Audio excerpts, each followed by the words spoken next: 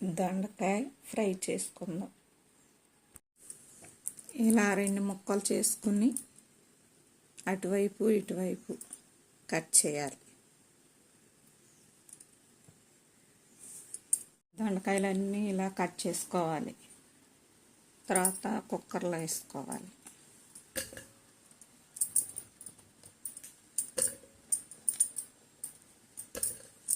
చింతపండు నానబెట్టుకుని రసం తీసుకుని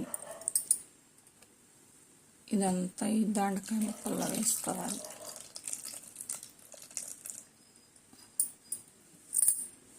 వేసుకున్న తర్వాత 3 విజిల్స్ రానివ్వాలి.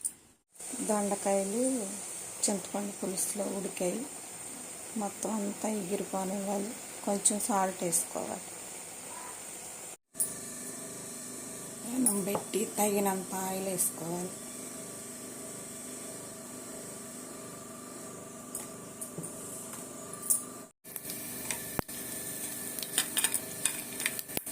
పోపులు వేసుకుని కరివేపాకు వేసుకోవాలి.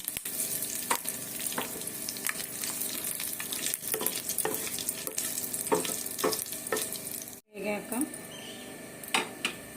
కారం,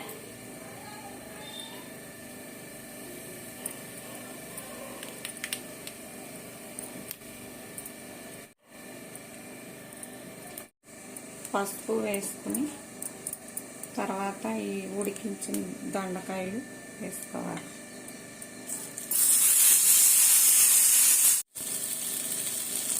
ఇవన్నీ కలిసేలా బాగా వేయించుకోవాలి.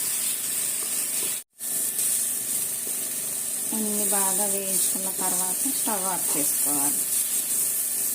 ఇది పప్పుచారులో కానీ సాంబార్లో కానీ నంచుకుంటే చాలా టేస్ట్గా ఉంటుంది.